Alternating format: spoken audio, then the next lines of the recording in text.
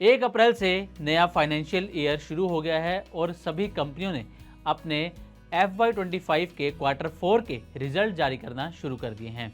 एक के बाद एक कई कंपनियां अपने रिजल्ट्स सामने ला रही हैं और इस बीच सरकारी company Indian renewable energy development agency यानी कि इरेडा ने भी अपने FY25 के Q4 के रिजल्ट जारी कर दिए हैं। ये रिजल्ट मंगलवार 15 अप्रैल को जारी किए गए हैं और जो इरेडा के इन्वेस्टर्स हैं उनको ये जानकर खुशी होगी कि कंपनी को 501.55 करोड़ रुपए का नेट प्रॉफिट हुआ है।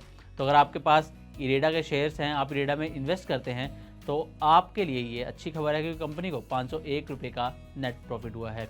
ये पिछले वित्त वर्ष की चौथी तिमाही में दर्ज किए गए 337.39 करोड़ रुपए के नेट प्रॉफिट से लगभग 49% की ग्रोथ को दर्शाता है। तो इस बीच कंपनी का ऑपरेशन से रेवेन्यू भी लगभग 37% बढ़कर 1905 करोड़ रुपए हो गया है।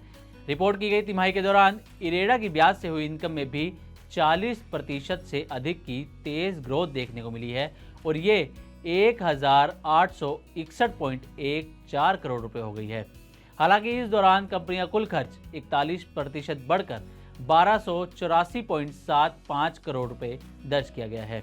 पूरे वित्तीय वर्ष 2025 के लिए कंपनी ने 25.14% का नेट प्रॉफिट मार्जिन दर्ज किया गया है। इसमें FY24 में दर्ज 25.22% नेट प्रॉफिट मार्जिन से मामूली गिरावट देखने को मिली है।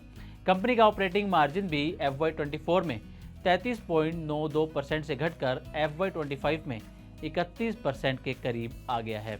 अब कंपनी के Q4 के रिजल्ट आने की खबरों के बीच 15 अप्रैल को यानी कि मंगलवार को शेयर में तेजी देखने को मिली है। आपको बता दें कि अगर आप भी इरेडा के शेयर में दिलचस्पी रखते हैं या आपके पास इरेडा के शेयर्स हैं या फिर आप इन्वेस्ट करने की सोच रहे हैं, तो मंगलवार को Q4 की रिजल्ट की खबरों के बीच शेयर में 9% से ज़्यादा की तेज़ी के बाद शेयर 168 रुपये 16 पैसे पर बंद हुआ है। अब क्योंकि कंपनी को नेट प्रॉफिट अच्छा खासा हुआ है, इसलिए 16 अप्रैल यानी कि बुधवार को भी शेयर में तेज़ी की उम्मीद कई एक्सपर्ट की तरफ से जताई जा रही है। आपको बता दें कि इरेडा का 52 वीक हाई 310 रुपये है और ये इस वक्त लगभग अपने 52 वीक हाई से 45 से 50% गिरकर कारोबार कर रहा है। आपको बता दें कि कंपनी ने पिछले एक महीने में 20% से ज़्यादा की तेज़ी दिखाई गई है। यानी कि इरेडा का जो शेयर है इसमें पिछले एक महीने का ट्रेंड देखा जाए तो इसमें 20% से ज़्यादा की तेज़ी आई है, यानी कि 20% से ज़्यादा का रिटर्न इन्वेस्टर्स को मिला है।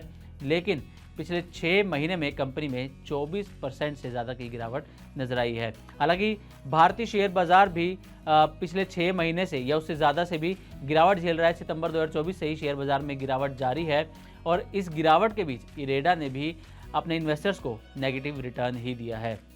तो ये थी इरेडा के Q4 FY25 पर हमारी ये रिपोर्ट।